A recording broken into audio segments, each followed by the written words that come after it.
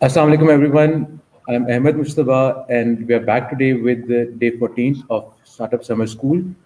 As we promised a roller coaster ride, so here we are living up to our promise. हम लोगों ने सबसे पहले leadership cover किया, फिर हम लोगों ने प्रोडक्ट डेवलप करना आपको सिखाया, बिजनेस मॉडल कैनवस बनाना सिखाया आपको. Now it's time to teach you sales. Since it's a roller coaster ride और कुछ अर्सा पहले मैंने एक मीटिंग अटेंड की थी जिनमें एक साहब ने बड़ी खूबसूरत एग्जांपल दी थी. एंड द एग्जांपल वाज कि जो बिजनेस होता है आपका, it is like a train, और आपकी जो इनोवेशन होती है ये उस ट्रेन का इंजन होता है. Since any engine, it needs fuel. So sales is the fuel of your business. We have with us today General Ubaid bin Zakriya Saab. Sir, thank you very much for being here. Thank you very much for your support. And it is your vision which we are executing actually. Thank you very much. My co-host is Bakhtavar Mahmood. You know her. I don't need to introduce her since you have been seeing her for a long time now. And our trainer for the day is Mr. Babar Mushtaq. Babar Bhai is a very passionate person, and we have been chatting offline, and I love his ideas. So without taking any time, I'll give the floor to Babar Bhai so that you can enjoy his talk as well. Babar Bhai, over to you, and a very warm welcome. Thank you so much for the welcome, Ahmed. I really appreciate Ubaid Saab being here today, joining us, and Bakhtavar. I've been watching you guys, you and Imran Saab as well. So you guys are doing a fantastic job. So just a little intro about myself to the audience so that they can relate to what we are doing and how we are doing. And in the meantime, I will be sharing my screen. So guys, my name is Babar Mushtaq and I am into the sales vertical for the last about 10 plus years, mostly focusing on SaaS sales. And at the same time, I am an international mentor connected with incubation centers across Europe. Mentoring startups in regards to their sales, in regards to growth, their marketing. And I'm also an international partner with the World Business Angel Forum representing Pakistan. So being in the sales industry for the last 15 plus years, I've seen a lot of startups come and go, a lot of products being launched and being scaled up to a point. And that also gave me an opportunity to work with a few of Fortune 500 companies.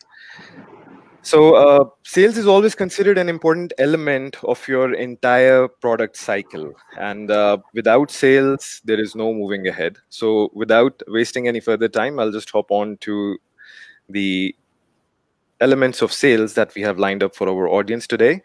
So the element of sales basically comprises of a few important factors, such as the product knowledge, identifying the problem, prospecting, ideal customer persona, channels of communication, and solution placement. Now, before I move on and discuss these topics in detail, I would just like to clarify that these topics are not focused on a SaaS-based model or a typical software or any kind of service. This is just a general introduction to sales, which would help you in implementing your ideas with all these basic things. So moving on, the first topic is product knowledge. Most of the times, people are concerned or focused in developing their products rather than judging the market or testing the waters. So for a salesman, when the product is ready, their job starts once they're on the ground, the product is ready, and they're ready to sell it in the market. Before they jump into the sales, before they start selling it to the general audience, there are certain things that actually a salesman is supposed to know, he or she is supposed to do in order to make sure that the sales cycle is flawless and they do not encounter any kind of difficulties or roadblocks or barriers while the entire sales cycle lasts. One of the important factors that people tend to ignore in sales vertical is knowing your product. Until and unless you know the ins and outs of your product, you are not capable of pitching your product to the prospect clients, to your prospect customers, regardless of the market that you're trying to target, whether it is B2B or B2C. Let me clarify B2B for our audience. That means business to business, and B2C means business to consumers. Now, in the B2B vertical or the B2B segment of the market, you are selling your solution to to a business which is already in the market and requires your solution to help them mainstream their operations or to complete their product. And in the B2C vertical, your target audience is general public, like people like us. For example, Kareem targets the general audience so that each one of you have their applications in your smartphones, and you become a B2C client for them. Putting the story other way around, if your company, let's say you're working for an XYZ company and they reach out to Kareem to get you a corporate package, now that kind of a deal would fall into the B2B vertical, because your organization is dealing with Kareem without involving you in between, and they are doing all the payment methodologies, they're finalizing their terms of payments and everything, and they're connecting the end user. So that becomes the B2B side of the business. Now, when you're penetrating the market, whether it is B2B or whether it is B2C, you must have a firm grip on the product features. By features, we not only mean, we do not mean that things that are important to a particular set of audience. By features, we mean the ins and outs of the products. A feature, for example, might not be relevant to an X customer, but be relevant to a Y customer. So that doesn't mean that, you can skip what the X customer wants and focus only on what the Y customer needs. In order to become a professional salesman, or in order to have a firm grip of your product, you must know the ins and outs, the features that you're offering, what's in the pipeline and what's not. The third most important element is pricing.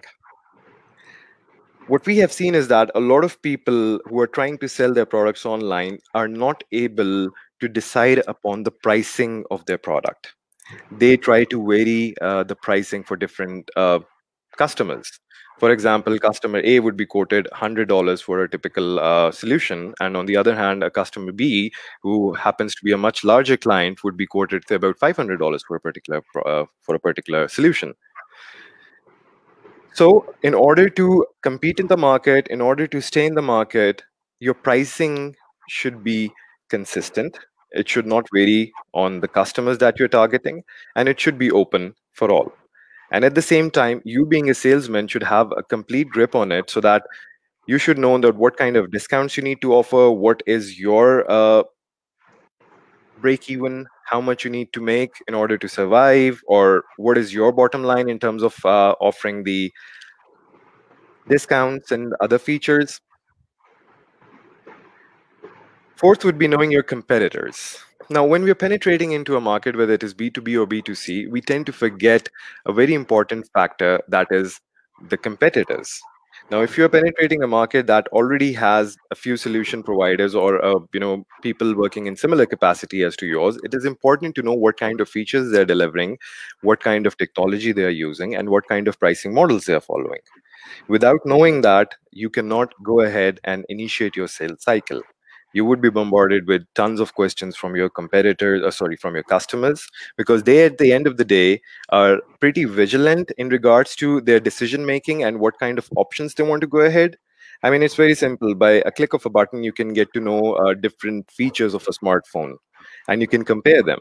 So the audience now is very powerful, since they have access to social media platforms, they have access to bloggers' content.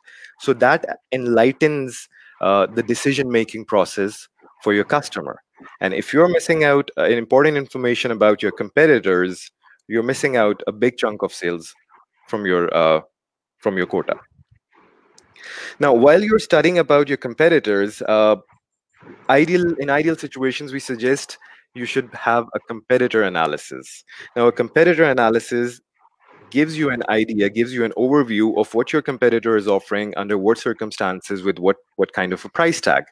At the end of the day, the consumer is very smart, the customer is very smart, and as I said earlier, they're able to get into the details of the pricing and everything, so they can gauge what kind of pricing models you're following and what is the best value for money for them. Because at the end of the day, a customer or a prospect client of yours would be more interested in gaining the value for money. They would obviously opt for options that offer more value for money. And another important factor in knowing your product is the product roadmap. I'd like to quote an example over here. I was working for this trucking company based out of US, which is a unicorn now, considered a unicorn in the United States right now. We, as a part of the sales team, were scheduled for regular briefings from the product team, and we had a product roadmap. So for example, if one of my customer asked me about a feature, let's say they asked me about a feature of geofencing. So I would simply open up my product roadmap and I would see that what is the timeline for this feature.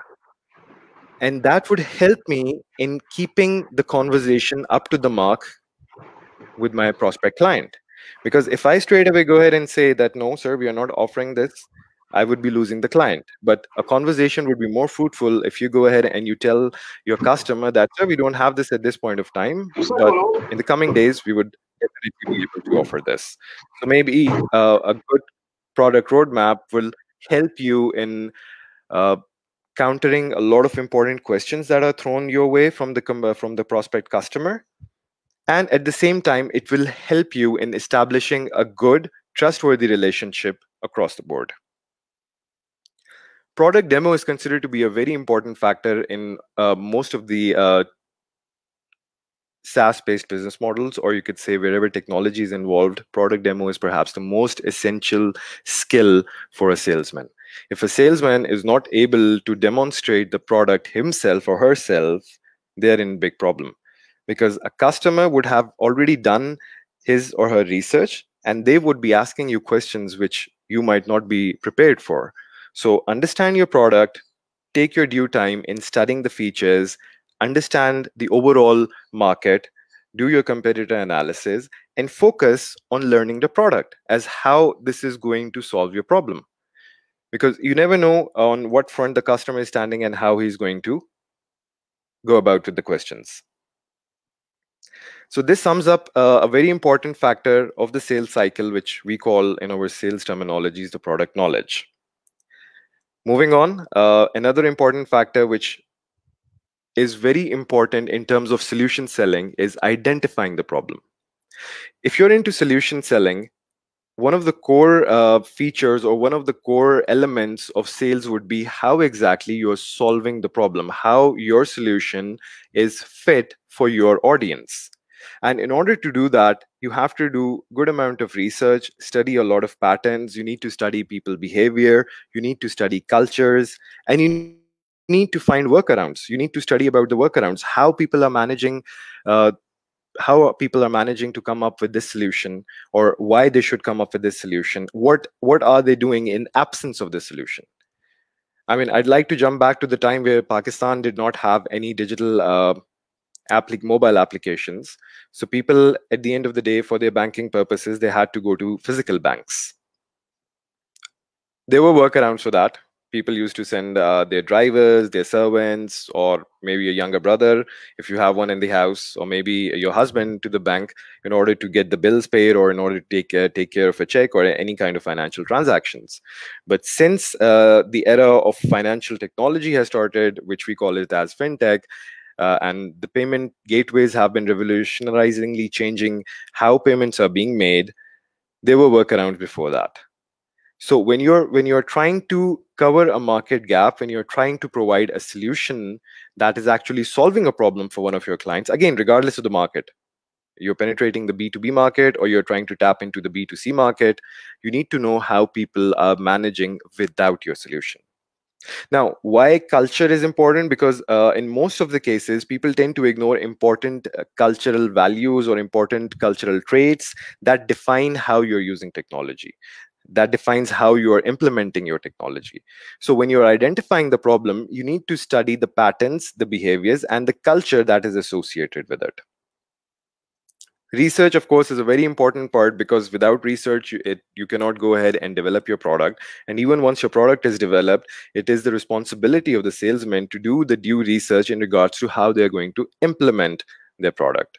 Another example I'd like to add in over here is that a .NET in-memory distributed caching solution.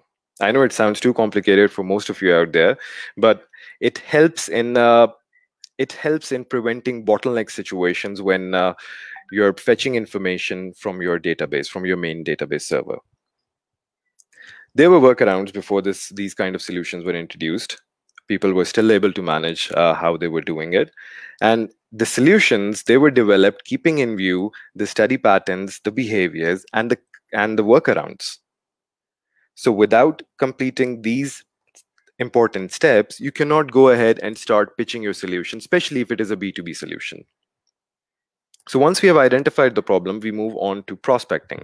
Now, prospecting is perhaps the main era for sales, or you can say the main stage for sales, where you start tapping in, you start doing brainstorming about your target industries, your target companies, your point of contacts. These are the three important things that you need to focus when you are trying to sell your solution. Whatever it is, first of all, you need to identify what exactly is the target industry.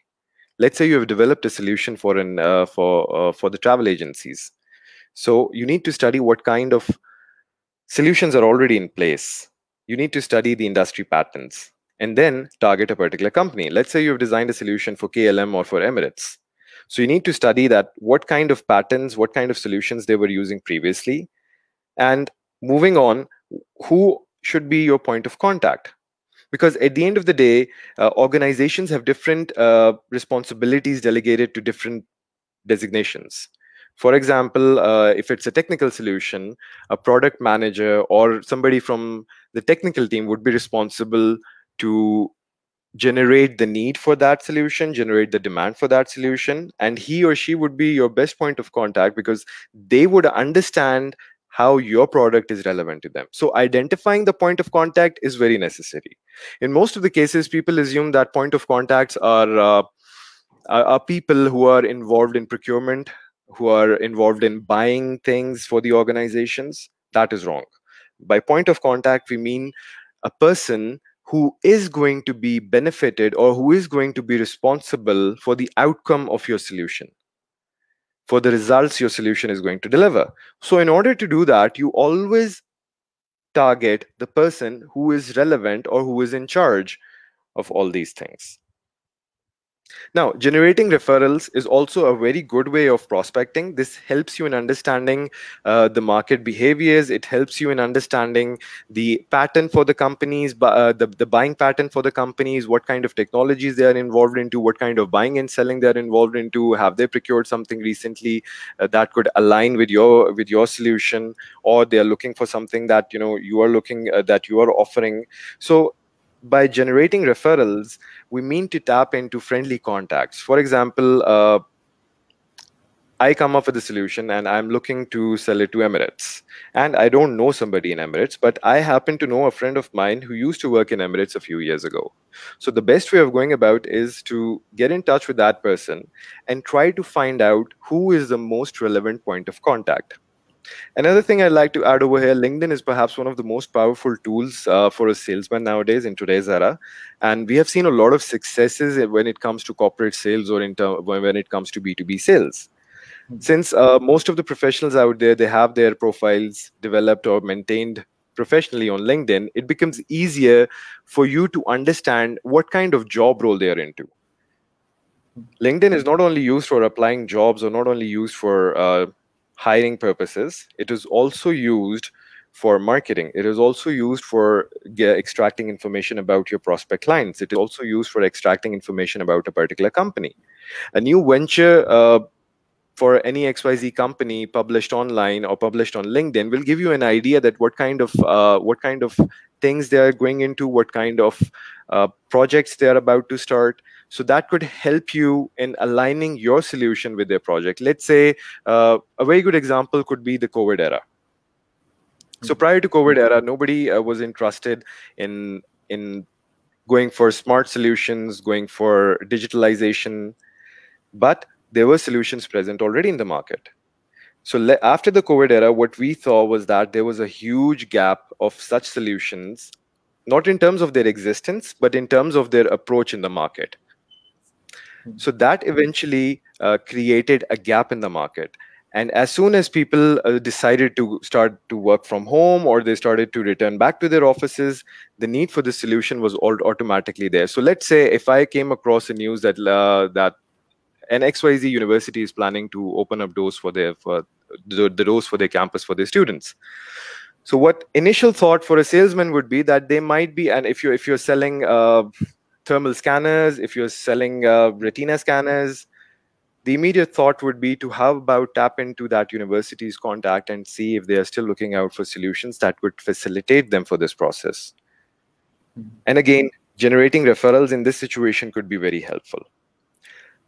Now, social media, I'm pretty sure you must have understood the use case scenarios of how social media can be influential in terms of doing research, in terms of understanding the buying patterns of the company, understanding what kind of projects they are into, and it helps you in aligning your solution with them. After prospecting, the most important part is ideal customer persona. Now, the ideal customer persona, I'm sorry. Bhavai, I have a question. आपने Sure. prospecting में हमने बात की थी point of contacts की ना, and we established that point of contact is the one who is the user, right? So hypothetically, let's consider a triology where जो user है वो pay नहीं कर रहा, क्योंकि अब आप आ रहे हैं from the background of technical solutions ना, right? So हमारे पास कुछ यहाँ पे non-tech startups भी हैं. सो उनके परस्पेक्टिव से for the sake of an argument कि अगर कोई स्टार्टअप है जो बच्चों के कपड़े बेच रहा है, राइट? सो अब यूजर जो है वो बच्चा हो गया, और बट जिसने पे करना है या जिसका डिसीजन होगा अपेरेंटली वो पेरेंट है. सो इस केस में, इस ट्रायोलॉजी में हमारा पॉइंट ऑफ कांटेक्ट कौन होगा? स्टार्टअप का पॉइंट ऑफ कांटेक्ट कौन सा होगा? By point of contact, we also mean to reflect the decision maker. The decision maker. In terms of B2B sales or in terms of solution selling, the decision maker for solutions is usually the person who is the user or who would be responsible for the end results. And in the other case, in your triology, the decision maker is going to be the parent. So the parent automatically becomes your point of contact. Point of contact. Okay. There are scenarios even in B2B sales when the decision maker or the final decision maker or the partial decision maker is somebody from your finance team as well. We have been into situations where it was important for the GM to take the approval from the finance department or from the head of finance. So then the responsibility gets divided partially, and in such scenarios we tap both the contacts. We tap the user and we tap the finance department as well, so that they could also understand, they could relate to what the user's need is, and then have a conversation with us so that we can tell them how our solution aligns with their product. In some situations, we have also given product demos to the finance department, to the finance team, so that they can calculate the ROI. For businesses, ROI for every solution is very important. And ROI part is something that the user does not wants to get engaged with. For example, if you're selling a .NET in-memory distributed caching solution, and for that, the user is the software architect or perhaps the head of software department, he would be responsible for understanding the value or the advantages of using that solution. But at the end of the day, it's the finance department who would be taking care for the bills. So in such situations, we tap the finance department as well, and we tap the user as well. So it helps. It not only helps, it actually smoothens up the path for us. It makes it more comfortable. It makes the journey more interesting. Perfect. Thank you for your answer. You're welcome. So the ideal customer persona. Now, when you're tapping into markets, when you're studying what to do, what kind of market you need to tap into, what industry you need to tap into, who should be your point of contact, you also need to study the ideal customer persona. And as the word suggests, the ideal customer persona are a set of traits and qualities that actually help you in identifying your ideal customer. I would not get into much detail of this topic because the last few weeks, I guess this is something you guys have already covered, and I do not want to mix the thoughts from two different angles, because sales people, they follow the ideal customer persona that is generated by the marketing department. So this is solely a marketing thing that comes from the marketing department, and the salesman's job is to find the prospect, keeping in view the ideal customer persona. For example, I'm selling, let's say, infant clothing. So for infant clothing, my target audience or my ideal customer persona would be a mother and a father.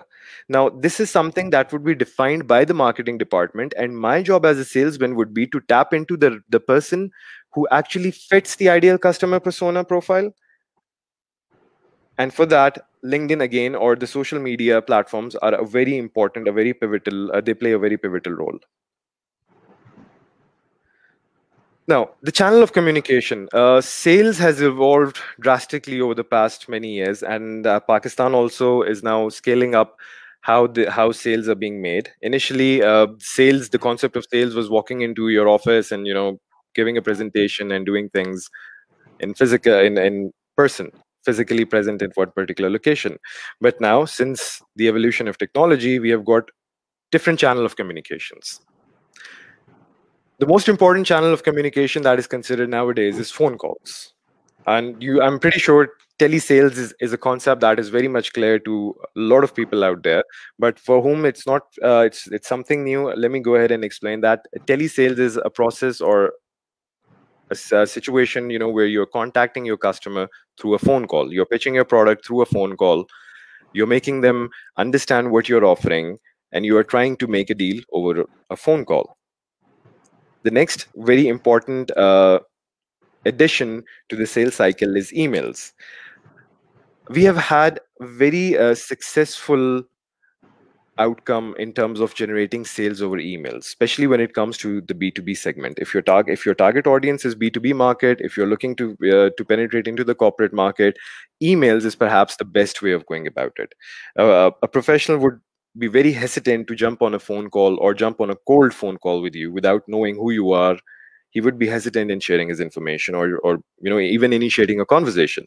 On the other hand, if you're sending the same prospect an email, he would have a due time to go about the content of the email, do his research about yourself, about the product, about your company, and then respond back to you in peace. The latest edition. Sure. We have a comment also. Phone calls may be irritating also by Samyana ji. Yes, I absolutely agree. They can become irritating at times, but it is perhaps the most effective way of communication at this point of time. And we have seen perhaps the most complex solutions out there, most complex technical solutions being sold over phone calls. So that's the essence of it. I mean, it sounds irritating, but if I know at the end of the day that this call is important, this call is going to solve a problem for me, I would be happy to be on that phone call for even an hour. Exactly. And the thing is, it's irritating if it does not resonate with your purpose. If it's solving a problem for you, the solution being offered to you. So I don't think that the prospect would find it irritating. Very true. Very true. Now, a combination of all these three elements is the CRM. CRM is a customer relationship management solution, which we use across the board in all the sales vertical. It actually helps you in keeping a track of all the communication that you have established with a prospect. The number of calls, the number of emails, the details about the prospect, his name, email address, telephone number, office details, what kind of solution he's using, what was the last conversation that we had with him. A CRM actually helps you in keeping a track of your communication.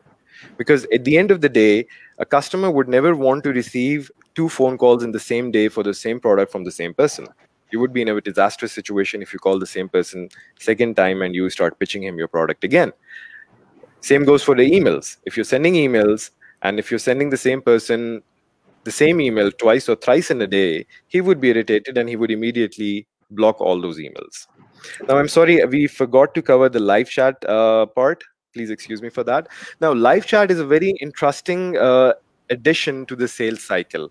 Most of the technical sales across the world is being facilitated through live chats nowadays, where a sales agent interacts with the customer through a digital platform, and he or she has the ability to answer their questions and at the same time show or demonstrate the capabilities of the products. Now, that helps you in understanding the product in a better way, and from a sales perspective, it helps you in explaining the product in a better way. For example, if I'm on a phone call and I'm telling Ahmed that I'm drawing a picture and the sky is blue, the land is green, he would only be able to imagine it. But if he's connected with me on a live chat, by the way, live chat tools are really powerful nowadays. So I can simply go ahead, share my screen, or I can simply go ahead and give him a walkthrough by sharing my screen of the product. So then Ahmed would not only be relying on his thoughts, he would also be relying on his judgment, on his visual judgment. He would be able to see what exactly the solution is, or how blue is the sky. Is it dark blue? Is it light blue? Is it fading blue? Same time, Ahmed could also understand what's the green tone of the earth is, if it is dark green, if it is lighter on some parts. So live chat is perhaps a very interactive way of understanding your customer and communicating with your customer. The concept of live chat is perhaps new in the Pakistani startup scene, but for most of these products out there, it is very important. And I'm very vocal about doing sales through live chats because it gives you the option of interacting with the customer at his or her pace. For example, the difficulties that you have in a phone call is that, let's say I'm driving and I'm looking out for something very badly. I'm in dear need of a solution for my HR team, and somebody who has that relevant solution gives me a phone call while I'm driving. I wouldn't be able to answer the call, and there is a chance that I might not even get back to his phone call. I might not even return his call. So a live chat covers that element of yours, that roadblock, that barrier. It helps you in overcoming that, because the person on the other side of the screen has the time to read your message in peace, to understand what you're saying, and then respond to it. And so is that for the sales agent on the other side of the screen. You being a sales agent, if you are stuck with something, if you are having difficulties in understanding what the customer is trying to say, you can take your time to understand what he or she is saying, or maybe seek help, which is unfortunately not possible if you're on a phone call with a customer. Again, it gives you the leverage over an email, but again, email communication also takes time, and there is a high probability of a customer missing out an important email. So these are the important channels of communication that are considered very essential from a sales perspective. And again, closing on with the CRM, there are a couple of good examples out there in the market, like Salesforce, HubSpot, Pipedrive, even Microsoft Dynamics even is perhaps one of a good tool for your sales team. They actually help you in keeping a track of your communication. They actually stop you from bombarding them with repetitive emails, from repetitive marketing emails, and it helps you in placing the customer and managing all his needs, all the communication that you have had with him or her. So moving on, after channel of communication, sorry.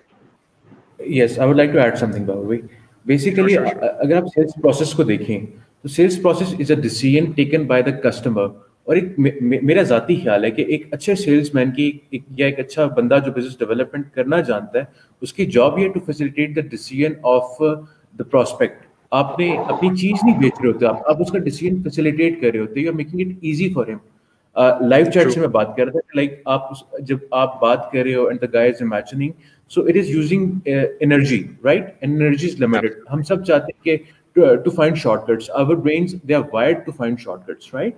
सो अगर आप right time पे with the right words आप hit करते हो customer को, तो I think आपके conversion के चांसेस बहुत ज्यादा हो जाते हैं. सो मेरा सबमिशन, मेरी हम्बल सबमिशन है हमारे पार्टिसिपेंट्स को कि आप साइकोलॉजी का एंगल जरूर कवर करिए अपनी सेल्स में. Like you should be making it easy for the prospect, for your prospect. Absolutely. Ahmed, I'd like to take a moment and answer that particular point of yours. It is a psychological process where the customer is thinking, he's thinking about the pros and cons of your solution. And at that particular time, live chat again plays a very important role. I'll tell you how. For example, if we are looking into a technical thing and we need an answer to a solution, to a question. And again, I need to hop back to my technical team to discuss it with them. I will have all the relevant information provided by the sales agent then and there on the live chat. Live chat also also covers the barrier of the audience, the number of audience. There are limited number of people that you can add on to a phone call. When you're forwarding emails, the message is not clearly delivered to most of the recipients. In a live chat, you can have perhaps 2 or 3 or maybe 5 members of your team, or maybe 10 members of your team hop onto a live chat and discuss a particular solution. So that is again perhaps one of the new additions to the overall sales cycle. Yes. Perfect. Now, the communication, perhaps the most important part of the entire sales process. I mean, regardless of how you have done your homework, how you have studied the industries, what kind of verticals you're tapping into, regardless of all that, there are certain things that help you in establishing a good relationship with the with customer. Now, you're communicating at the end of the day, and the communication pattern has certain criteria, has certain elements that have to be taken into account very seriously. First of all, it's the language.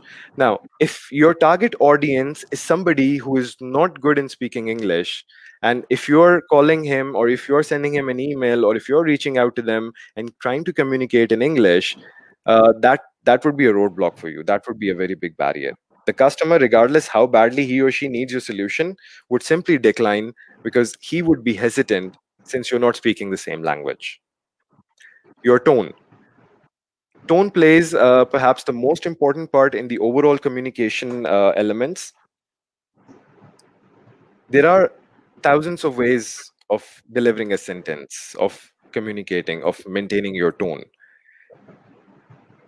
A simple word like hi, hello, how are you can be communicated in about 4 or 5 different tones that would change the entire meaning of your content, of what you're trying to say. So tone should be very friendly. It should not be aggressive. It should not be defensive. A very common problem what we see with salesmen is that they become defensive. Their tone becomes defensive when they're bombarded with questions, when they don't have an answer to a question, or even if they're losing their your grip on their sales call. We have seen people becoming aggressive. They become personal even at times. So that is something that you need to cover with your tone. Your tone should always be friendly because the customer on the other side is very vigilant about these things. The way you're talking to them, they keep a very fine track of it. So the more professional you are, the more chances you have for a better rapport building, as the point after vocabulary suggests you. Your tone would define what kind of relationship you are building with the prospect customer. And guys, always remember, when you're trying to sell a solution, when you're trying to sell your product, the most important part with the user is your relationship. Again, this is a part of the entire communication cycle, and your relationship would play a pivotal role in the customer's decision-making process. So rapid building is perhaps very important, and it gets related to your language, your tone, and the vocabulary you're using. At times, we have seen a technical product. If you're trying to pitch it to a finance team, or you're trying to pitch it to someone who is not technical, and if you're using technical jargons, they tend to get confused, or they would want to simply hop away from you. So it's always better to come on to the level of your customer and then communicate. Try using vocabulary, try using words which are facilitated by the customer on the other side, with something that he or she can easily understand and can, generate the meaning out of it. If you're using technical terms like, let's say, .NET caching or cloud computing, for some people, cloud computing is still, for many organizations, cloud computing is still is a cloud for them. They don't really have a clear understanding. The finance department would not have a very clear understanding of a cloud-based solution. So if you're trying to explain the technical part of the cloud-based solution to a guy from finance, he would simply go ahead and say no, because he's not able to understand what you're saying. So your vocabulary plays a very important part. Listen more. The main reason why sales calls are not successful, or in any scenario where sales calls are not successful, is mostly because the customer is not given enough time to talk. Salesmen tend to focus on speaking more. I mean, it's a very common concept between people that sales ke log baatein bahut karte hain. And I just heard this comment this morning, so I'm pretty much able to relate to it. Sales ke log baatein bahut karte hain. And I was the one who commented. You were actually right. That's how it is. But on the contrary, that becomes a difficult situation for you if you're just talking and you're not letting the customer talk. Yes. You're not listening. Yes. Because if you're not listening, you're not able to understand what the problem he's facing. And in order to, sorry, go ahead, Ahmed. You cannot understand, and secondly, you cannot relate to him. True, very true. The more you know about a person, the more relatable he or she is to you. So you have to listen to build your rapport. You have to listen, not talk. Absolutely, absolutely. You need to listen more, and especially this is very important element when you're into solution selling. See, Yes. Simple लफ्जों में हम बात करें, problem, अगर आपको किसी भी किस्म की प्रॉब्लम होती है, हेल्थ से रिलेटेड प्रॉब्लम होती है, आप डॉक्टर के पास जाते हैं, ठीक है, और डॉक्टर के पास जाकर आप डॉक्टर को बताते हैं, डॉक्टर चुप करके आपकी बात सुनता है। आप उस डॉक्टर के पास बिल्कुल भी जाना पसंद नहीं करते जहां पर डॉक्टर आपकी बात सुने बगैर वो आप उसको जाकर बोलें जी मेरे सर में दर्द हो रही है, वो सीधा आपको बोले यार पैराडोल की गोली खा लो, ठीक है। इन सच ए situation the doctor is not listening to what you are saying, and you would never be comfortable in going to the same person again. So same is the case if you're selling a technical solution, or if you're trying to sell a product in the B2B vertical, or even for that matter into the B2C vertical. You need to listen more. You need to develop that rapport building session so that the person can be more open. We all are looking for solutions. हम सारे अपनी problems के हल ढूंढ रहे होते हैं, हम solutions ढूंढ रहे होते हैं, and wherever we find a solution, जहाँ भी हमें लगता है कि नहीं यार इस चीज़ का ये solution है, वहाँ पर हम ज़्यादा comfortable होके बात करते हैं. Personal problems हों, professional problems हों, technical problems हों, we would like to go to a person who gives you a chance to speak out, to vent out. So similarly, if you're not listening to your customer, you're not giving him the chance to speak, you're missing out important piece of information.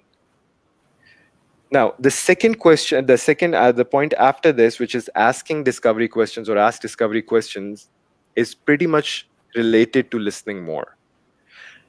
Usually what we have seen is that, say in an ideal sales scenario, I would say, a good salesman would be asking discovery questions. Now, those discovery questions are technically placed so that the customer can open up about the problem.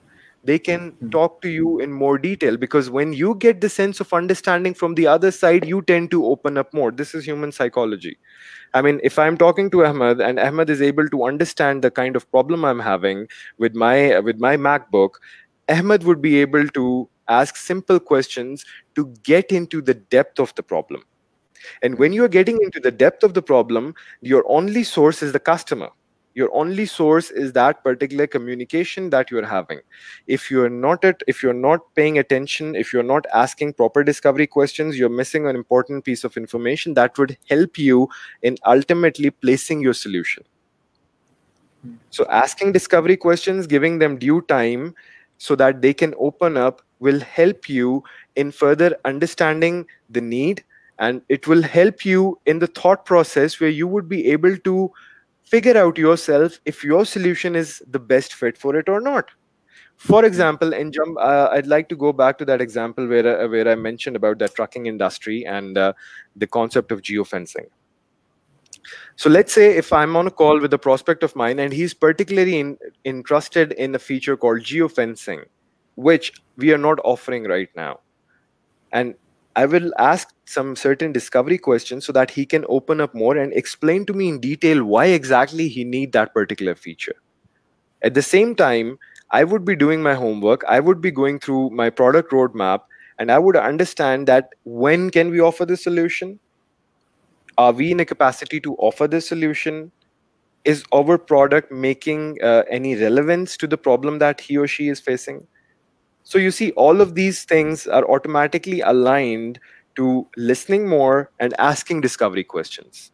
These 2 points should be clubbed together, and your questions should be precise. And they should always, when you're asking discovery questions, try to give them simple options like chocolate or vanilla. Again, I'll repeat that. For most of you, it would be really astonishing. Ask simple questions and give them simple choices. Ahmed, are you available tomorrow evening for a quick product demo? Or Ahmed, you're available Friday afternoon for a product demo? Give them options, chocolate or vanilla. Now, when you're giving them the options of chocolate and vanilla, you're cutting down the other options. You're cutting down the other things, the other flavors, strawberry, caramel. So similarly, when I'm suggesting Ahmed for a product demo Thursday or a Friday, Ahmed has no other option. Ahmed would ultimately end up saying, no, Friday is feasible for me. I didn't say Saturday. Or Ahmed did not have the option of saying Saturday because I only gave him 2 options. So you see, basically you have to make, yes, basically you have to make it easier for them to take the decision. Take the decision, and it helps you in opening up. I mean, if you give me the option of chocolate and vanilla, I'll simply say, yeah, sorry, I don't like strawberry, so I cannot offer strawberry, or I don't want to go ahead with strawberry. So you see, he helps you in opening up more. That these kind of options, when you're giving them options, they help you in opening up more, in understanding the customer's requirement, and aligning your product from a lot of angles. From, let's say, from pricing. I could ask, if I'm offering a SaaS-based solution, I could ask Ahmed, so in your current solution, are you paying upfront, or you're paying yearly? You're paying it in installments. So I've given Ahmed three options. Ahmed would be happy to pick one. All right. So this will help you in understanding that, okay, since Ahmed is already paying, excuse me, Ahmed is already paying on monthly installments, so it would be better that if I place my solution in a similar capacity, instead of offering Ahmed that, no, Ahmed, I'm sorry, we just have the option of a yearly contract. So you see, discovery questions and the vanilla and chocolate and vanilla option helps you in understanding what exactly the customer's mindset is. It helps you in reading his mind. Yes. Another important element is the messaging.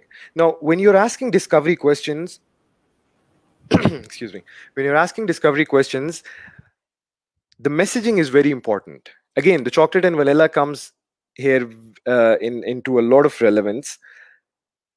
Your messaging would decide what kind of options they want to go ahead with.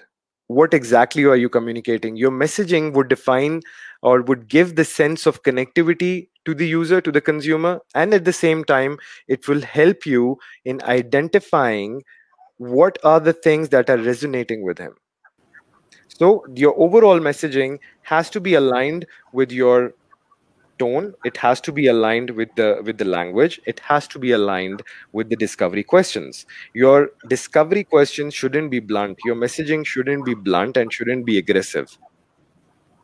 Now, when you have covered all these things, it helps you in identifying the placement of your solution. When you have done your discovery questions, when the messaging is right, when you're listening more, you automatically come into a position where you could align or you could pitch your solution. After listening to Ahmed's conversation, I would be in a better position to place my solution and make relevance out of it. Ahmed, if you could just excuse me, I need to have a sip of water. Sure. So, as I was saying, it will help you in aligning your solution. It will help you in placing your solution in front of the customer, because if you have done the discovery questions right, if you have given enough time for him to open up, he would automatically be expecting the solution from you now. आप जब भी अपनी problem किसी को बताते हैं, आप इसी पर्सपेक्टिव से बताते हैं कि यार इसका कोई सॉल्यूशन निकल सके. आप कभी भी दीवार को अपने प्रॉब्लम नहीं बताते, क्योंकि आपको पता है कि दीवार आपको कभी भी वापस जवाब नहीं देगी. तो इसी तरह से एक अच्छा सेल्समैन जवाब नहीं देगा. So, एक अच्छा सेल्समैन आपको तभी आप बन सकते हैं अगर आप डिस्कवरी क्वेश्चंस अच्छे पूछें, आप सुन अच्छा रहें, और फिर उसके अकॉर्डिंगली आप अपना सोल्यूशन प्लेस कर पा रहे हैं. अगर आप अपना सोल्यूशन इन सारी चीजों के बाद भी नहीं प्लेस कर पा रहे, so then you haven't done your homework right. You haven't paid attention to the discovery questions. You haven't been listening to what the problem is. I would, let's say, again, going to that same typical example of a doctor and a patient. If the doctor is not able to understand what I'm saying, if the doctor is not able to identify the problem right, how can I agree to his solution of putting me under the knife or suggesting me a surgery or suggesting me any XYZ medicine? So the solution placement automatically gets aligned with your discovery questions, and it plays a very pivotal role in the entire call or in the entire sales communication that you're having. Bilkul. Secondly, adding to it, अगर आप किसी की बात गौर से सुन रहे हैं, you can also pick some keywords जो वो बंदा use कर रहा है, and you'll know how to pitch your solution to him. Absolutely. Absolutely. Now, again, this will help you in objection handling. Ahmed, stretching your point again, when you're listening to keywords, you're automatically finding out the answers. Let's say let's say again the same trucking example.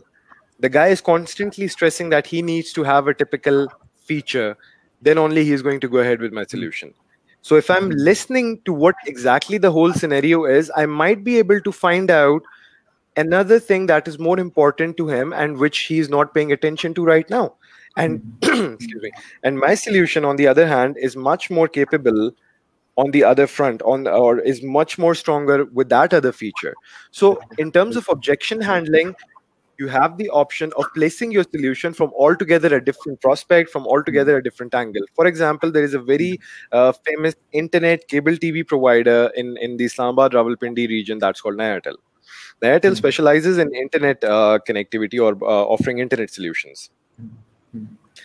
But at the same time, they do have CCTV solutions, they do offering marketing solutions. So let's say if I'm a prospect for Nayatel and a sales rep from Nayatel is pitching me his product, and I'm more interested in getting my hands onto the CCTV thing. For them, that is something that they are not really strong with. And while the conversation is happening, while the agent is asking discovery questions, why I'm talking more, I might have mentioned at some point that for me, internet connectivity is very important, because at the end of the day, I am connected with people across the planet, and the speed of internet is really important. Regardless, the main essence of the conversation is revolving around CCTV cameras. I just mentioned somehow that for me, internet speed is also very important. So the salesman automatically picks it up and he tries to handle the objection. He tries to cover up the weak link of not offering that CCTV solution, or being a little weak in that, by highlighting the importance of something that they are good with. And objection handling automatically aligns, or automatically is relatable to the language that you're using, to the tone, and to the vocabulary. As I said earlier, a lot of salesmen get agitated, a lot of salesmen get furious when it comes to objections. Let's say your customer simply outrightly rejects your solution कि नहीं यार, आपके solution में ये चीज नहीं है जो हम ढूंढ रहे हैं. There is another way of going about it. You can pitch the entire solution once again from a different angle, and generating more importance of that particular thing. Again, when you're generating importance, right now in my previous sentence, I used the word importance thrice with different tone. And Bakur, at this particular point, when we're saying that the clients or the sales representatives, they're handling the objections and the suggestions, or they're doing the query management, do you believe the gender discrimination, females and males, they get different kind of responses, and what do you suggest, that what kind of role a female has to play, and then what do you suggest the startups ke wo male representatives kitna zyada forefront pe na laye when they're dealing with such aggressive situations as well? Very honestly speaking, Mujtaba, I do not agree with that idea, because I've sold products to male and female both, and I have had sales team based on men and women both. So the gender barrier is actually a gap that exists in our minds, and it exists unfortunately in our culture and within the Pakistani market segment. I do agree with you on the point that yes, in certain situations, it's always important for a man or for a male member of the team to come in front and take care of the situation. But on the other hand, if you're using the right language, if you're using the right tone, if you're using the right vocabulary, I personally feel a woman is also equally powerful as a man. I mean, just look at yourself. Ahmed has been asking questions for a while now, and now you're also asking questions. So there is a tone, there is a language, there is a vocabulary that you're using, and that is actually defining how I'm going to place my answer. So similarly, as I stressed upon the tone and the language, it is up to the agent that what kind of stature they're setting with the client. They'll be comfortable with, yeah. Exactly. And again, I agree with you that certain situations, it's important in our Pakistani culture, it's important for you to place a male representative on the forefront, especially when the situation is agitated. Now again, there are two concepts to it. What people mostly think is that a female is more convenient when it comes to customer service, and Yeah, a male is more that's actually convenient my when it point. comes. Because whenever there is a CSR hiring, so they always prefer females for calling to different clients. That's a different mindset that we have in our particular society as well. Absolutely true. I'd like to quote an example over here. We have been using Salesforce for a while now, and the tech team for Salesforce, I mean, they're based on men and women both. And most of the times, I have always interacted with a male member of their support team. That did not change anything for us. And for most of the markets, for most of the international markets, it really doesn't matter. This is unfortunately a roadblock in the Pakistani market. And what I am seeing right now is that this gap is also covering up. I mean, there are many organizations who are employing males in customer success, in customer support, in customer relationships now. Relationship building is, for example, in PR. A lot of PR agencies in Dubai now, by the way, have a strong workforce of male representatives. I hope I've answered your question well. Absolutely, absolutely. Perfect. Now, after objection handling, the most important part is the demo of the product. As I said earlier, and in my first slide as well, knowing your product is perhaps the most important thing. And if you don't know your product, unfortunately, you're not in a position to give a demo. And while you're communicating, a demo technically also becomes a part of that communication. I might be able to have a very good conversation with you. I might be able to, relate to golf courses with you. I might be able to have a good chat about a typical brand of cars with you, or a typical perfume with you.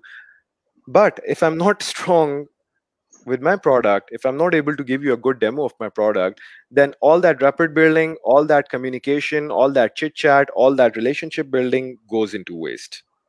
So it's not that if salesman should not only be good in talking or listening or building relationships, he or she should also be good in terms of demonstrating their product, because at the end of the day, it is the product that plays the pivotal role. It is not what your relationship building is. It is not that both of you went to the same college, or both of you admire a personality, or both of you have similar liking in terms of a particular food.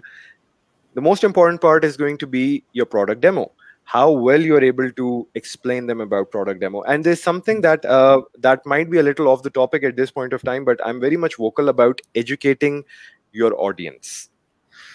Unfortunately, in terms of solution selling in Pakistan, we do not have the concept of educating our audience.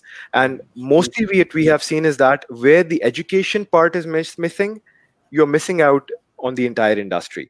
अगर आप लोगों को explain नहीं करेंगे कि आपका product क्या है और वो क्या कर सकता है, ठीक है, आप लोगों को बताएंगे नहीं कि आपका problem किस तरीके से उनकी जिंदगियां change कर रहा है. For example, Kareem, I'd say Kareem did take many risks. The marketing team from Kareem, I really admire their courage when it comes to,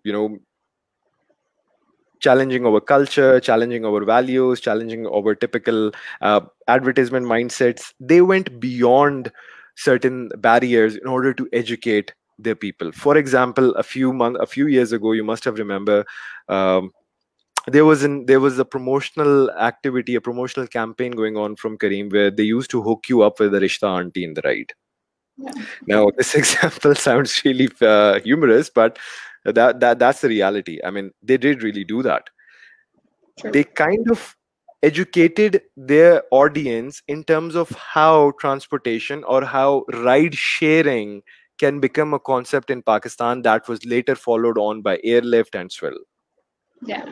And it's also going to increase your network as well, because at the end of the day, your net worth is the network you have, and it's really important for the sales thing as well.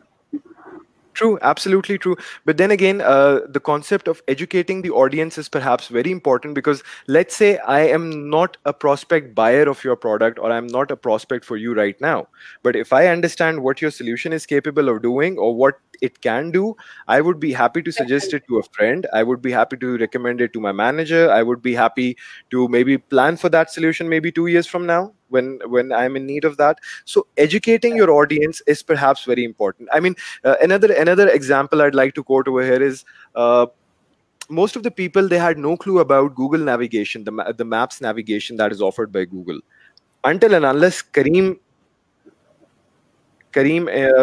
implemented that. Kareem integrated that particular feature into their application, and then all of a sudden people realized, oh, वो Kareem में जिस तरीके से map के ऊपर आप follow करते हैं ना, so unfortunately, the masses in Pakistan didn't know that, okay, there is a separate platform called Google Maps, which offers you the same solution, and which the Kareem actually is using the solution, they're using the service from Google Maps itself.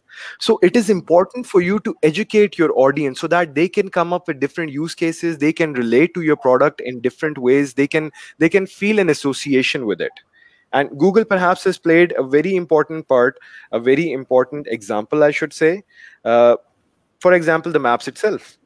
So I personally feel, while the Kareem's team was making the application and while they were doing all these things, Google Maps would have played a very pivotal role in the entire in the entire idea. So your solution today can be integrated with a solution coming in after a year, or maybe after 2 years, or maybe after a couple of years from now. You never know. Your solution can be integrated into something else, into something bigger.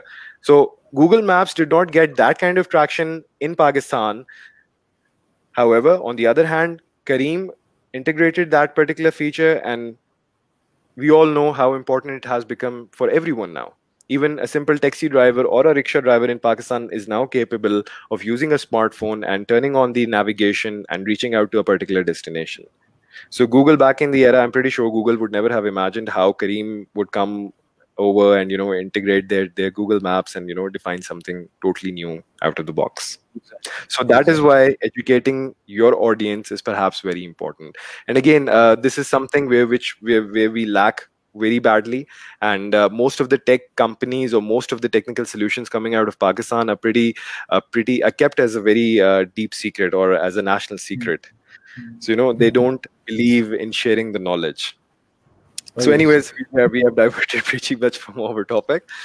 So coming back to the main part, this actually sums up the entire communication process for us. And moving on, the next slide is solution placement. Now, when we talk about solution placement, there are certain things that you need to take care of and you need to do your homework about. First of all, it's identifying similar situations, offering case studies. Now, in certain cases, when you're listening to the entire solution, where you've heard the entire problem, the customer has vented off what exactly he wants, what kind of problems he's facing. So that perhaps is the right time for you to put up a case study. आप उसको एक example देके समझाएंगे, या for example अगर वो doctor patient वाली चीज के ऊपर हम दोबारा आते हैं, हम ज्यादातर उस डॉक्टर के पास जाने में ज्यादा कंफर्टेबल होते हैं जिससे आपके किसी रिश्तेदार ने, आपके किसी दोस्त ने, या आपके किसी रिलेटिव ने इलाज कराया हो. ठीक है, वो ऑटोमेटिकली एक केस स्टडी आपके सामने आ जाती है कि अच्छा यार, वो फलाना बंदा उसके पास गया था, उसने ये दवाई ली थी, तो it worked out for him. So that mindset has to be implemented when you're placing your solution. That particular mindset has to be replicated. Oh, okay, Ahmed, आपको ये problem आ रही है, आपको जो blue है, that is a little light, and your green is a little dark. So what we did with one of our prospects was that we implemented XYZ solution, and that actually enhanced the blue color, and it actually enhanced the green color. So I was like, अच्छा, उसने इस तरीके से किया था. It's a human psychology. And well, sales social proof matters. True. Social proof है ना जी कि वहाँ पे हमें कर चुका हूँ. I've already solved this problem. The best way to prove that your solution works is कि ये already कर चुका है ये चीज. Absolutely. Absolutely. Social proof. And case studies help you in building up a good relationship with your prospect, because then your prospect would be able to relate to the problem.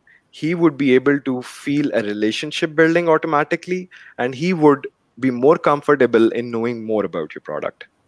Now, the next step is use case scenarios. I'd like to take a moment and differentiate between case studies and use case scenarios. Case studies are you could say a set of information that is practically being done and conducted. For example, you have sold an XYZ solution to an ABC client. You got the feedback, it was excellent. You requested the customer that, sir, we want to conduct a case study. So if he or she agrees, they sit down with you, they extract information, and then, they build up a case study, which can be forwarded to your prospect clients. I mean, many of solution providers out there, I mean, you would have seen it on their websites, feedbacks, comments, case studies. Now, those case studies are actually the overall essence of how your product helped them in overcoming a particular solution. And that case study is perhaps the most important part of building the trust from your solution placement point of view. I mean, I would be more comfortable in going ahead with a solution that has already been implemented, tried, and tested in some other XYZ scenario. For example, medicines जो हमारे पास आती हैं, ये different trials से होकर आती हैं. Same is the case with your solution. आप उस मेडिसिन के ऊपर जाते हो जिसकी ट्रायल रिपोर्ट्स ठीक हो, जो ट्रायल फेजेस से प्रॉपर तरीके से होकर आई हो, तो आप ऑटोमेटिकली उस सॉल्यूशन के ऊपर ज्यादा कॉन्फिडेंट होंगे जिसकी एक केस स्टडी आपके पास आ गई होगी. Okay, now hopping on to use case scenarios. Now, use case scenario is something where the problem is new, the solution is new, and you're developing your solution on the lines of the typical problem. You don't have a general solution. You are creating the solution for a typical problem. So in a use case scenario, you sit down with the consumer and you try to define a product that suits his needs. So in that case, a use case scenario will help your customer in imagining or maybe making a concept of it. For example, if you talk about the design industry, website designing, logo designing, it plays a very important part in your sales cycle as well and in your overall brand development. If you've ever had a chance to get a logo developed, you sit down and you discuss what kind of things that you want in your logo, how you can relate to your logo, how you want to relate your website to be relatable from an XYZ website. So you're basically sitting down with the designer and defining a use case. You're explaining them how exactly you can go about in making this solution that would resonate with the problem that you're encountering. Case studies and use cases are two different things. Case study is something that has already been done, proven.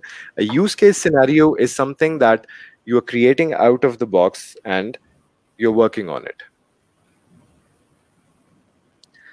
Again, product demo, as I highlighted in my last slide as well, product demo is overall important in terms of reflecting how good the grip is from the salesman side of you. And if the salesman is not having a good grip of the product, they might not be able to execute it, or they might not be able to perform a good demo in front of a client. And there are chances if it doesn't go well, they might opt for some other solution. Bilkul, bilkul. Moving on is pricing. Now, when you're placing your solution, when everything is sorted, the customer understands how it can be a good problem, a good fit for the problem. He has gone through the use cases. He has gone through your case studies and everything. The product demo goes excellent. The next important part becomes the pricing. Now, the pricing is perhaps the closing part of your sales. And again, the most important part, because this particular phase will define how you have performed in the previous scenarios, how you have been able to walk the customer through different phases of the sales cycle. Your pricing has to be in line with what you're offering and what your competitors are offering. Your pricing should always be very clear. Your terms should be very clear, and you should have everything documented. I mean, I would definitely love to see a written quotation, a system-generated quotation that will help me in building up a relationship with the organization, because at the end of the day, you're charging them for the services. There is monetary exchange involved. So whenever there is monetary exchange involved, it is very important to have certain things in order. For example, your quotations, your payment options. You want to go for a quarterly payment, you can afford, you're offering yearly subscription models. Whatever your payment plan is, whatever subscription models you're offering, whatever subscription methodologies you're offering, whatever payment options, that also includes bank transfers, digital payments, payments through checks, wire transfers, credit card payments, and all these things have to be decided. I mean, you should be really clear. Let's say I am buying a solution from Ahmed, and I don't have a credit card, and Ahmed is only accepting credit cards. So regardless of whatever we have done, we have ended up on a roadblock. We don't know how to go ahead with it. I'm not happy in going to the bank and making a physical transaction. Instead, I'm asking Ahmed to send somebody over and collect the payment in person and then issue me an invoice for it. On the other side, Ahmed is sitting in Lahore and I'm sitting in Islamabad, and physically it wouldn't be possible for Ahmed to come all the way to Islamabad to collect the payment and then go back. So you have to explore payment options. And in today's era, in today's digital era, the more digital options you have, the more convenient it becomes for the customer. A customer always relies on the payment option. I mean, for me, it is very important. If I'm ordering pizza online, if I'm getting something delivered at my doorstep, I would prefer that, especially in this COVID era, I'd like to highlight. Most of us, we don't want to handle cash now. So we want to go ahead with vendors. We want to go ahead with platforms who offer us cashless transactions. So again, if your competitor is not offering cashless transactions, and on the contrary, by chance you're offering cashless transactions, so you automatically have a chance to gain or to capture a particular segment of the market who are interested in paying their bills through credit cards. So payment options should be well explored, and the more digital options you have, the better it becomes for you. Perfect. So I guess solution placement has been really clear, Ahmed. Any questions? Yes. No, we should move ahead. Perfect. Now, a very important part is social selling. Social selling is relatively a new concept for people in our part of the region. In Southeast Asia, it's really common, but unfortunately in Pakistan, due to our cultural boundaries, still we do not resort to social selling. Now, social selling actually involves your social media platforms like Facebook, Instagram, Twitter, LinkedIn, Snapchat. LinkedIn is perhaps used for B2B contacts, and it is important to have your presence on LinkedIn if you're into corporate sales, if you're into B2B sales, if your solution is designed for corporates. On the other hand, if you're into the B2C vertical, your Facebook presence on all these platforms, I'm sorry, not only on Facebook, but on all these platforms is really important. Nowadays, the psychology or the buying practices or the buying journey of a customer actually starts from social media. I'd like to quote a very recent example over here. A day before yesterday, Hyundai launched an SUV in Pakistan. And for the first time ever, the launch of that SUV was digital. It was not covered on live television. It was not covered on any of the news channels. It was precisely covered on social media platforms, including Facebook, Instagram, Twitter, and Snapchat. So this is how the buyer's journey starts now. The consumer's journey starts when they see something online. As soon as I'm able to see a brand online, I would be able to get into the details. I mean, your brand presence online gives you a chance to interact with your consumer. It gives you a chance to show an image of your organization, of your solution to your prospect consumer. So your presence is not only important, but the ability to sell on these platforms is perhaps going to be very important in the coming few years. Because at the end of the day, our social media patterns help us in deciding what we want. The social media algorithms automatically pop up ads that are relevant to your searches. So social selling, if you're able to sell your solution socially, this is perhaps the best thing that you can do in today's market, in today's era. Okay, there's something I want to differentiate. By social selling, I do not mean to say that simply go ahead and start posting your product into buy and sell groups that we have. We have got numerous buy and sell groups. We have we have had them on regional basis, on city-wise basis, on even on based on provinces now in Pakistan. So by social selling, we don't mean to go ahead and opt for those kind of channels. By social selling, we mean to have your social media platforms should be so powerful that they should be able to engage the customer and at the same time share the product details and close the deal. For example, excuse me. For example, I'm a big fan of Tissot watches. And let's say Tissot Pakistan has a very strong social media presence on Facebook. I came across a model on Facebook that I feel aligns with my needs, or it's something that I really like. I would be interested in buying it then and there. And from a seller's perspective, I would want the customer to simply buy that then and there. We would not want the customer to look at the picture, think over it overnight, and then maybe visit a retailer or visit a local store and then buying it physically from there. If your presence is strong, if you are working on your you're working on your digital presence, you should also be able to sell your product digitally. And this is what the buying pattern is going to be in the coming years. For now, again, COVID is a very big example for us in terms of digitalization or in terms of moving toward e-commerce or things like that. Before the COVID era, everybody wanted to go into the stores physically, test the product, see it for themselves, and then buy it. But COVID changed the mindset of the prospect, changed the mindset of the buyer. Now people are more interested in seeing something online, judging something online, reading reviews online, and then placing an order online through Facebook itself, or through Instagram, or through Snapchat. So you see, social selling is something that is going to change how you are selling your solutions online. And a further extension to solution selling, I would like to integrate another idea of I'm sorry, it's not an idea. It's actually in practice by a lot of companies outside of Pakistan. And I believe a few brands in Pakistan are progressing toward that technology, where you have virtual technology, where you have your artificial intelligence based solutions, which give you an idea, or virtual reality based solutions, which give you an idea how a particular shirt would look like if you're wearing it, how a watch would look on your hand.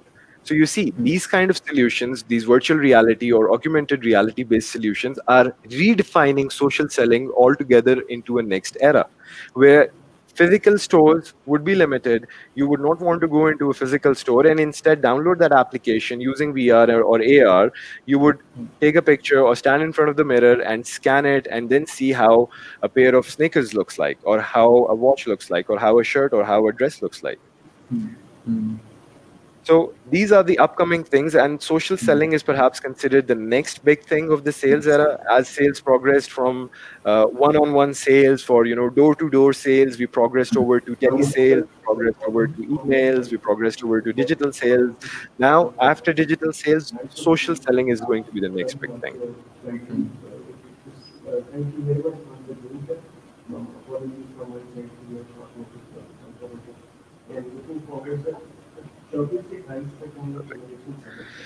Okay, although this concept is relatively new in the Pakistan market, but it plays a very pivotal part in terms of customer retention, in terms of how your customer journey is going to be, and it's called customer success. In a nutshell, customer success is the after-sales relationship that you build that you continue to maintain with your prospect, with your customer, because by this time, the customer, your prospect has turned into a customer for you. So what happens, or what ideally we have seen, unfortunately, is that after the solution is sold, after the product is sold, nobody wants to hear the problems that you are facing. Nobody wants to come back and rectify the problem that you are facing. Many of us have had terrible experiences with buying stuff online and then reaching out to the support team and then waiting for about a day or 2 days or even 20 days in certain cases just to receive a simple response from them. Now, these kind of things are actually destroying not only your sales cycle, but they're also destroying the brand image that your sales agent has been able to generate or was working rigorously to generate in the mindset of the customer. Customer success in today's era plays a very pivotal role of how your customer journey is going to be at the end of the day, how long the customer is going to stay with you, how are you exactly supposed to facilitate the customer? In terms of solution selling, there are certain SLAs that are automatically defined when you're buying the solution, that let's say we would be offering 24/7 support, or we would be offering say about support 5 days a week. So, stuff like these, they help you in understanding, or I'm sorry, they help the customer in understanding what would happen if he runs into a problem. Whether you are buying a watch, you're buying a shirt, or you're buying a solution for your organization, everybody wants to know what is the backup, how the solution would be solved. Now, in order to make the journey more interesting, there are certain things which are practiced, which are exercised nowadays, and as you can see on your screen, the first one is customer onboarding. Now, in a solution-based selling, or if you're into the B2B vertical, or even for that matter, B2C, it also resonates in a lot of cases, but mostly this concept was derived from the B2B sales vertical. Customer onboarding is perhaps the most important part after the customer has made the payment. I was looking for a solution. I had a chat with Ahmed. We went through all the processes. We went through the Q&A, the discovery questions, the product demo. We finalized the pricing, the methodology, the payment methodologies, and everything. Now, what I'm looking forward to is how exactly is going to be my journey with them. Half of the journey is already done. The next half of the journey is going to be decisive if I'm going to stay with Ahmed's solution, if I'm going to be a regular customer, if I'm going to give a positive comment, if I am going to recommend Ahmed to any of my friends or any of my colleagues. Customer onboarding is going to define the first step towards that journey. Every customer wants to be treated specially. And when we refer the word specially, we don't mean by offering a red carpet welcome. We don't we don't mean showering flowers. We simply mean to have an interesting interactive journey of how you can establish a relationship with your customer. The problem solving part was done. The solution is already sold. Now the customer is looking out to how he's going to use your product, what exactly he should be expecting, what are the things he has to do in order to make sure their solution is working right. So customer onboarding is perhaps a very important part. Feedbacks, regular feedbacks. I mean, we have seen in organizations, especially in SaaS-based models, feedbacks play a very important role in terms of contract renewals, in terms of the journey forward. If you're collecting feedbacks, if you have the option enlisted on your website, or you have a simple platform, a simple mechanism where the customer is at liberty of providing a feedback regarding a service, regarding a problem, or regarding a solution to a problem that came into your product, they actually help you in moving ahead. They actually help you in improving your product. On the contrary, they help you in improving your processes. For example, I'm very satisfied with Ahmed, and I've been using his solution for the last 6 months. All of a sudden, I decide to move my payment option to credit cards. And Ahmed recently signed up with a new vendor, and Ahmed is now capable of accepting payments through credit cards. But unfortunately, the first attempt what we made, the card got declined, or the card was charged twice. So the customer had the liberty of coming back and sharing a feedback. That gives the customer a sense of connectivity even after the solution is sold. Quarterly reviews are conducted usually in B2B scenarios where a dedicated account manager sits down with the customer and the team of the customer. In case of B2B solutions, usually it's a team based on 5 or 8 or maybe 15 individuals at times, where we sit down, we have quarterly reviews about the performance, how our solution was helping them out, what are the things that were missing, if you're into mission critical applications, if there was a downtime, how was that handled? How is the communication being handled between the point of contact and between the account manager? So all these things actually help in retaining your customer. Now, service level agreement are terms and conditions that are actually finalized. For example, a very basic example would be customer support. We offer customer support for our solution 7 days a week, 24 hours a day. Now, hearing that, everybody would be excited and it helps you in building a level of confidence. It upgrades your confidence level in your customer. As soon as I get to know, okay, they're offering support 7 days a week, 24 hours a day, I get really comfortable. On the other hand, if Ahmed is not able to offer 7 days support, there he's only offering 5 days in a week and 12 hours a day, that would also help me in putting my expectations on the right platform, putting my expectations right. I mean, obviously, if there's something written or there's something communicated in the initial conversation or at the time when the deal was being concluded, that we would only offer support 5 days a week, or we are only liable to cover support under certain circumstances, the customer would automatically know that, okay, in such a scenario, in such a problem, I have to reach out to the customer support, or in certain cases, I cannot reach out to the customer support. This actually helps you in putting the expectations on the right place for the customer in regards to what you can offer and what the customer should expect. Because what we have seen is that in a lot of cases, customers get churned by the word churn means a customer who bought your product and was not satisfied and eventually returned your product or canceled the agreement or hopped on to a different provider or different vendor because he did not get what he was expecting. So a churned customer would automatically be bad for the business. It would be bad for your finances, and you would never want to have a churned customer. So the SLAs, the quarterly reviews, the feedbacks, the customer onboarding, it helps you in reducing your churn rate. It helps in setting up the expectation right. And I cannot stress enough on setting the expectation right criteria, because when you're buying a solution, there are a lot of things that get missed out. There are a lot of things that you might have not have imagined, the scenarios that you might have not thought of. And if those come up, you need to have a clear agreement. You need to have a clear understanding of how exactly you're going to solve the solution. Now, the best way of going about all these things is to have a dedicated account manager. Account manager is usually responsible for the overall customer journey after the sales cycle has concluded. Once the customer has paid, starting from the customer onboarding, covering up the feedbacks, going ahead with the quarterly reviews or half-yearly reviews or yearly reviews, deciding the SLAs, handling situations, your account manager plays a very important role, and people want to be associated with people at the end of the day. I mean, we still live in an era, regardless of how digital transformation is changing things that we used to do differently, we still want to be connected to a human. Regardless of what solution you're offering, regardless of what service you're offering, you're more comfortable in talking to a person. I mean, I am still a kind of a person who gets agitated over IVRs. Credit card का issue है 2 दबाएं, credit card गुम होने की सूरत में 3 दबाएं, credit card मिल गया है तो 4 दबाएं. You know, at times you want to have a one-on-one conversation with someone who's responsible for all these things, and that actually helps in strengthening the relationship.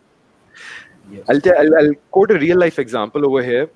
This is something that me and my friends did a few years ago from today, when digital transactions were not really common, but support through IVRs or support through phone calls were being offered by almost all of the banks back in those days. We sat down and we started reaching out to our banks, different banks. Unfortunately, I don't want to name them at this point of time, but we started reaching out to different banks, and we were only trying to understand how long do we have to be on the call before we speak to a live person. And based on that, we made some very important decisions. I mean, the kind of role that we were into, it was very important for us to have a human interaction through a phone call, which was not possible through branch banking, which was not possible through any other means. We only had to rely upon the IVR. So we started calculating the wait time that we have to go through in order to speak to a human. And that practically decided how exactly you are going to go ahead with your bank, or what bank you want to go ahead with, what actually fits your requirement. So having a dedicated account manager is something that people love. It's something that helps you in the overall business cycle, and it helps you in retaining the customer. So let's say, for example, if you're into B2B sales and the contract for 1 year has expired and you're trying to reach out to the customer for the renewal, the best person at this scenario would be your account manager, because he would be the person who has been taking care of that particular company's issues, problems, payments, communications. He's the point of contact. He knows the ins and out. He knows who is working in the organization now, who has left, if there is any change in hierarchy, if there is any change in terms of agreement with them. He would be responsible and would play a key role in customer renewal. We all know for SaaS-based models, customer renewal is perhaps the most important part when it comes to customer journey, when it comes to customer life cycle.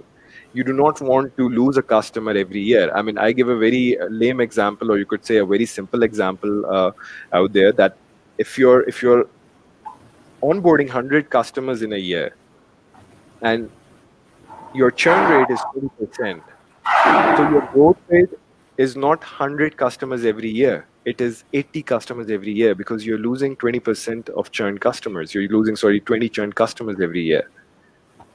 So this part is very important for SaaS-based sales, or even in sales where services are involved. People want to discuss their problems one-on-one, and account manager perhaps is the best person to go about it. With this, Ahmed, we conclude the essential of sales, and I'm happy to take your questions if you have any. Questions, Bilkul ji, we are running short of time, so let's quickly move to questions. Sure. सबसे पहली चीज तो ये जी कि our participants, they are asking for your presentation, so we'll be grateful अगर आप ये मुझे forward कर दें, मैं forward कर दूंगा in turn. Sure, I'll do that. That's the first thing. Second question is कि common perception ये है कि only जो extroverts होते हैं, they make excellent salesmen. So, what's your comment? Can an introvert be a good salesperson? Yes, because he gives the option of listening. He listens more. He gives that time for the customer to talk more. Introverts are more observant. Exactly. So, they give their due time to the customer so that he can spit out everything in front of them. And then, he would be the wise guy to pick up the most important parts. He would be, picking up the keywords, as you mentioned once.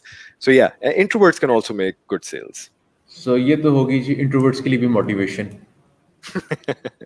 I mean, there's something that I'd say for sales, you have to do your homework. That is perhaps the most important part. If you're not good at doing your homework, then there's no point of you being into sales, or there's no point of you selling your solution. Yes. अच्छा, फिर एक और question है जी कि हमने बात की है कस्टमर पर्सोना की. आप एक सेल्समैन का पर्सोना डिफाइन करेंगे? Like, what are the attributes? Basically, जो हमारे पार्टिसिपेंट हैं वो ये पूछना चाह रहे हैं कि एक अच्छे सेल्समैन के एट्रीब्यूट्स क्या होते हैं? अच्छे सेल्समैन के एट्रीब्यूट, सबसे पहले आपकी टोन आ जाती है उसके अंदर. ठीक है. बहुत सारे लोग होते हैं, आपने देखा होगा कि वो थोड़े से एग्रेसिव हो जाते हैं, या उनकी टोन आपको अगर वो ना भी एग्रेसिव हो, उनकी टोन से आपको लगता है कि नहीं यार, he is being aggressive. So automatically a customer tries to shy away from a person. You want to develop that relationship building. An ideal salesman should be good at relationship building. This is something that I really stress upon. If you're not good with relationship building, if you're not able to build a journey with him, because see, at the end of the day, you're going to start a journey, and when you're starting a journey, it is important to have a fair understanding. So जब तक आपकी fair understanding नहीं है, आप customer को नहीं समझ रहे, customer आपको नहीं समझ रहा, रिलेशनशिप आप नहीं बिल्ड कर पा रहे. बाज़ अहमद, हमने ये भी देखा है कि आप किसी प्रोस्पेक्ट को अगर रीच आउट कर रहे हैं हम लोग किसी सोल्यूशन के लिए, और वो सोल्यूशन लेट्स से उसको समझ में आ जाता है, but due to any reason he is not willing to go ahead with it, he would be more than happy to forward my name, my number, my contact details to anybody in his circle who is in need of that particular solution. So automatically वो आपकी relationship building ही है जो आपको referrals दिलाती है. आपकी relationship building ही है जो आपका एक इनिशियल कस्टमर की जो जर्नी है, जिसमें कस्टमर ऑनबोर्डिंग से पहले वाला जो स्टेप आता है, जो आपका सेल साइकिल आता है. क्योंकि देखें अहमद, आपका रिलेशन कस्टमर के साथ अच्छा होगा तभी वो अपने प्रॉब्लम खुल के बात करेगा. आप हमेशा अपने उस दोस्त के साथ प्रॉब्लम्स डिस्कस करते हैं जिसके साथ आपका रिलेशनशिप स्ट्रांग है, जिसके साथ आप बात करने में कंफर्टेबल हैं. आप कभी भी उस बंदे के साथ नहीं डिस्कस करते जहां पर आपकी कम्युनिकेशन बैरियर्स आ जाते हैं, जहां पे कम्युनिकेशन में आपको प्रॉब्लम हो.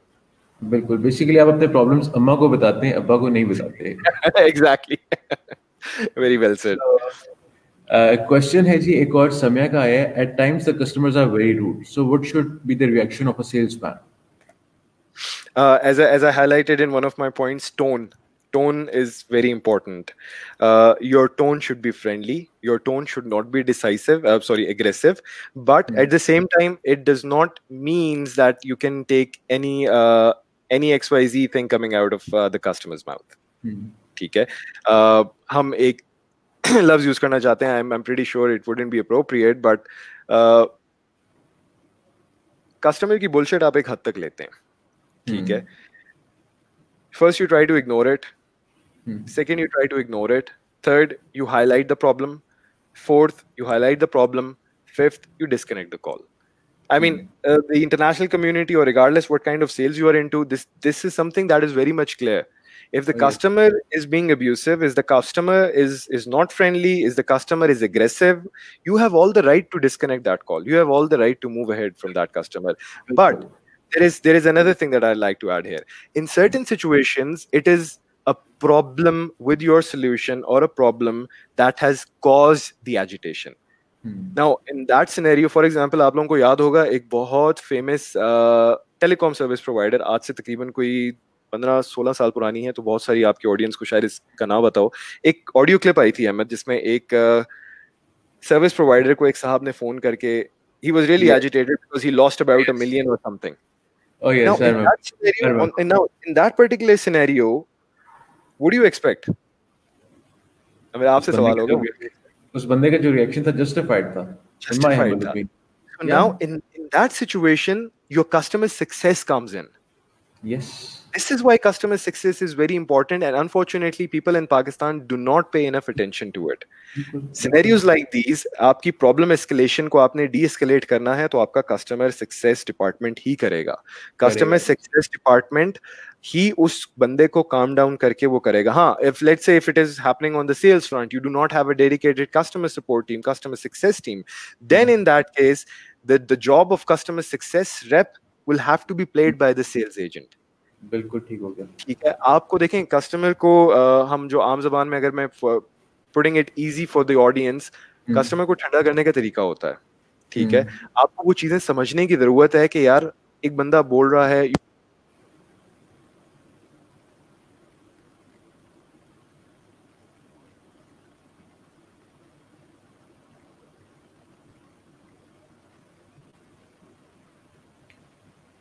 can you hear me? I can hear you now. I think you lost me in between. Yes, बिल्कुल. Perfect. So you have to give the time to the customer to vent off. You have to listen. Again, the listening part is very important for the entire contact center operations. If you're not listening, if you're not paying attention, I mean, nobody wants to talk to the wall. अगर मैं आपसे बात कर रहा हूँ, आप मेरी बात सुन नहीं रहे हैं, हमारी ऑडियंस यहाँ पर रिस्पॉन्सिव नहीं है, तो there is no point of having these sessions there to have these boot camps and everything. So it's important to have a responsive person, provided he follows the right tone, provided he follows the right language. बिल्कुल. And he listens to understand, not to respond. Exactly. क्योंकि at times आप देखिए, हम जब बात सुन भी रहे होते हैं, at times हम logically सुन रहे होते हैं, and there are times जब हम emotionally सुन रहे होते हैं. So you have to decide कि ये कौन सा टाइम है, इमोशनली बात सुनने वाला टाइम है या लॉजिकली बात सुनने वाला टाइम है, या दोनों तरह से सुनने वाला टाइम है. Very true. And what I have seen, Ahmed, based out on my experience, based out of years of experience, customer बहुत आराम से control होता है, customer बहुत आराम से ठंडा हो जाता है, as long as you're listening and you're talking to him. ठीक है? If you're understanding the problem. See, there's something that I feel proud in floating this with my team, with the organizations that I have worked across. गलती है, आप गलती मानो. Empathy. It's simple empathy. Absolutely. Put yourself in his shoes. Feel like what he's feeling. Try to understand his situation, and you'll know what to do. So we are well above time. Let's conclude the session. Baba bhai, thank you so much for coming. Thank you so much for sharing your knowledge, your experience. हमारे audience को बहुत मजा आया है. They have learned a lot. मुझे personally बहुत मजा आया है. बड़ा जबरदस्त सेशन था, बड़ा मजे का सेशन था, and we'll definitely be engaging you again. Inshallah. Definitely, Ahmed. Looking forward to an exciting journey with you guys, and best of luck for the future and your upcoming sessions. Congratulations once again for arranging this, and thank you for having me. So it was a pleasure. We'll take a short break, audience, and we'll be back in like 10-15 minutes. Signing off. Bye-bye. Allah Hafiz. Allah Hafiz.